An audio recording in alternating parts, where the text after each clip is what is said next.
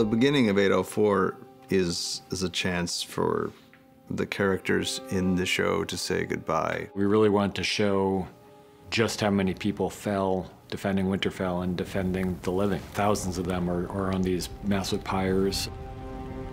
The feast scene was a very different tone than the scene in the first episode of the series.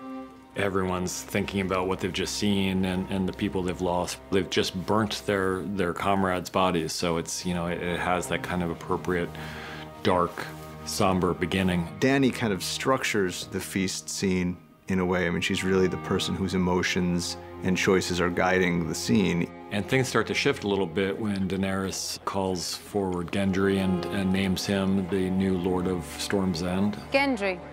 It's almost like, as the queen, she's giving people permission to celebrate what they've done. Things start to relax a little bit. These people did survive, and they won. They emerged victorious. And so what started as a very funereal scene gradually starts to shift into more of a party atmosphere as people get drunker and drunker. That shift does not happen with Daenerys. She's scarred by the events that just took place, but she's also very much thinking about what Jon Snow told her, and she's really shaken when she sees everyone celebrating with him and talking about what a madman and what a king he is for getting on a dragon. He has love and respect from these people that even with the gesture that she just made, she can't ever equal. She realizes that his true identity is a real threat to her if it comes out. So she's in a fairly dark place, and while other people are starting to try to celebrate their survival and their victory, Dany's not in a celebratory mood. After the feast, she comes to talk to him, and with the intention of making this all work out and of bringing things back to the way they were before. There's a moment where they're kissing, and it seems like things are kind of getting back to where they were, but it's almost as if he remembers all of a sudden what she really is. It's tense for him. For her, she grew up hearing all these stories about how their ancestors who were related to each other were also lovers, and it doesn't seem that strange to her. For him, it is a strange thing. Once Dany introduces the idea that everything can be as it was if Jon keeps this secret buttoned down and tells no one, she's introducing a conflict that plays forward. From his standpoint, he's already declared his loyalty to her. He's promised her, and he's a man of his word. But he's also, you know, a family man, and so the idea that he wouldn't tell Sansa and Arya about his true identity, it just seems very wrong to him. I've never been a Stark. He thinks he can have it both ways, that he can tell Arya and Sansa the truth about who he really is, and he can maintain his loyalty to Dany, and everyone's going to learn to live together. I need to tell you something. One thing everybody who comes into contact with this information seems to understand is how incendiary the information is. Sansa's left with a very difficult decision because she promises Jon that she won't tell anyone, and yet when she's sitting up there on that wall with Tyrion, she knows what will happen if she gives Tyrion this information. She's a student of Littlefinger, and she knows how information travels, and she can think many steps ahead into the game the way Littlefinger did, and know that if she tells Tyrion, it's almost impossible for Tyrion not to tell Varys. And if she I think these are all things that have been occurring to Sansa between the time we see her get that information and the time she passes the message on. Tyrion, what if there's someone else?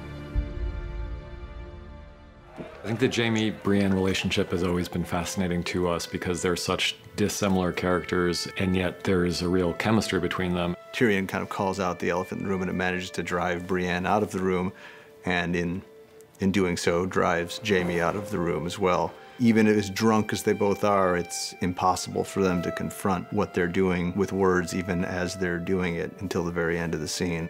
The vulnerability that they show runs very counter to who they are as people. I do believe that when Jaime decides to stay behind with Brienne, it's a choice that he makes with every intention of seeing it through. When he hears what Cersei's done, I think that's the turning point for him. At that point, Jaime really has to take a really long, uncomfortable look at who he really is.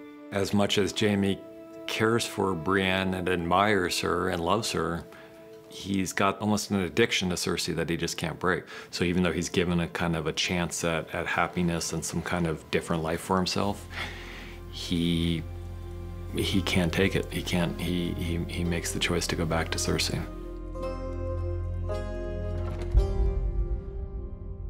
Part of the story here is that while we've been concentrating on Winterfell and the fight against the Army of the Dead, Dany's other enemies have not been just sitting still. They've been planning for the final battle. We saw in season 7 that Qyburn had invented this giant dragon-killing scorpion, and it didn't quite work. Qyburn went back to the drawing board and he made even larger, more powerful scorpions. Dozens of them are now lining the walls of King's Landing, and dozens more are mounted on the decks of the Iron Fleet. While Dany kind of forgot about the Iron Fleet and Euron's forces, they certainly haven't forgotten about her, and they're just waiting for her to come back. By this point, they would have gotten news that her armies emerged victorious and were going to head south, and so they're just waiting in ambush for her return. In some ways, the most important thing that happens to Daenerys in 4 is the death of her second dragon. Now she's got one dragon, and that dragon presumably is just as vulnerable as Rhaegal was. So there's the mourning of a child, which is very real to her. And then their best friend is taken. Dany knows that once Cersei has Missandei, that she's not going to see Missandei alive again. This is a moment for Cersei where she has a chance to maybe to flee and get away if she surrenders, but that's, I think anyone who knows Cersei knows she's not going to make that choice. Her feeling is, if I give up the throne, I'm dead. And so my only chance now is to win. And that's what she says to Ned Stark in season 1. When you play the Game of Thrones, you win, or you die. Dany is this young queen coming to try to usurp her, and Cersei's not going to give up the throne that easily. She's captured an enemy, and this is how Cersei deals with enemies. Tyrion's perspective is, you know, while we have these various wars for supremacy and everything, let's not forget about the people who are going to suffer the most from it. He can envision what will happen in King's Landing if these two armies clash and dragons are involved, and it's an obvious catastrophe. She feels like the odds are actually pretty good for her at this point, and she's willing to roll the dice. I think for Cersei, the only good prisoner is a dead prisoner. She's really back where she was at the very beginning.